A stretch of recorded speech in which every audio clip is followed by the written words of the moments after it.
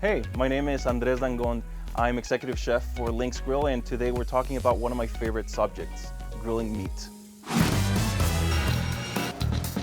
To get a better perspective of what choices I have to put on my grill, I made a visit to the Butchery in Costa Mesa, California.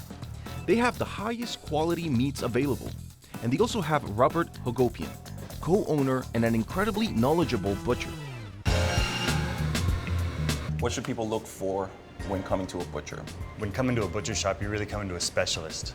In our case, we really focus on the quality level that we offer our customers. I see you have a great selection of different cuts here. What are your most popular ones? We sell a lot of ribeyes and fillets. These guys are 4 different types of ribeyes. You have prime cuts and choice cuts. What are the difference between those two? There's actually quite a large grading spectrum, and that's what they call it. And when you're talking about choice and prime, you're talking about grading.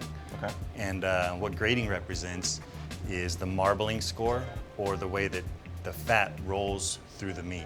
As a chef, I know and I understand that the fattier something is, the more flavor it will have, especially when you're grilling it.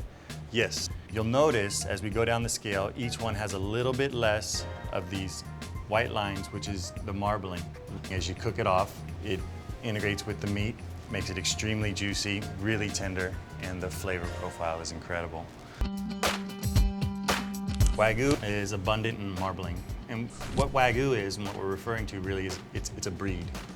Okay. So it's the type of cow. Oh, I see. It's a wonderful steak on the grill. And then this one is? Prime. Prime. And so prime, you'll have not quite as much marbling, but still an abundant marbling rolling through the meat. In the choice, you can see there's less. There's a lot more red here with less white rolling through. And this guy? That's grass-fed. And Oh. so moving down the scale, grass-fed Yeah. is always going to be a leaner cut of meat. Okay. Grass-fed is something that's becoming more and more popular. Yeah. Does grass-fed meats taste like earthier or grassier? Short answer is yes. You know, just you've heard the old adage of you are what you eat. Right. And it certainly holds true with grass-fed. Another extremely popular cut is our filet mignon, also known as the tenderloin. This filet has tremendous marbling. As you got it on the grill, that fat is gonna get hot. It's gonna melt into the meat, making it really juicy, flavorful. It's gonna eat really, really well. What does a butcher take home for himself? This is a hanger steak. It's become more popular of late. It leaves a very beefy flavor and then awesome on the grill. Sweet. What is this guy over here? That's a Wagyu tri-tip. So tri-tip, very common cut on the West Coast. Yep. This is the Wagyu version. You can see the striations of fat rolling through this. It's an extremely marbled tri-tip. Awesome on the grill. And what is this beast over here? This is a dry-aged porterhouse or a T-bone. And the porterhouse T-bone depends upon where you're cutting from the loin itself. This is a nice example of a porterhouse. Yeah. You can see you've got the New York on this side and a nice filet here. Here's the filet also. As the loin runs down on this end, you got a lot more New York.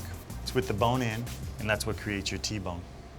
The dry aging process is a process where the loin is put into a climate-controlled environment, a lot of air moving around, and they spend 45 days in there aging. And what happens is it's pulling moisture off of the loin and pulling the flavor to the center. Concentrating the flavor. Yeah. It actually cooks faster because there's less moisture in it. So whenever we hand it to a customer, we say, beware, it cooks about 30% faster. But the end product, you get a different flavor. Yeah. You get a more, I like to describe it again as a more beefy flavor. Okay. Cook that just right and you will never have a better steak experience. Oh, I bet. Oh man, I can't wait to grill these guys. If you had a beautiful and amazing steak like this, it only makes sense to grill it on an amazing grill like Lynx Grills. You want to make sure that your grill is as hot as possible to get that nice sear. You want to sear it at a high temperature, flip it, sear it again, and then just lower the heat and continue cooking until you reach your desired doneness. All you really need is salt. Salt enhances the flavor of the steak, while pepper, garlic, and other seasonings just change the flavor. One of the biggest mistakes in cooking is not being patient, and you really gotta wait for the steak to release itself from the grates naturally. That's a proper sear. Our stainless steel grates give you restaurant-style sear marks. Look at that, just beautiful. The secret to a great grilling experience is having a beautiful steak from your local butcher shop and grilling it on a Lynx grill.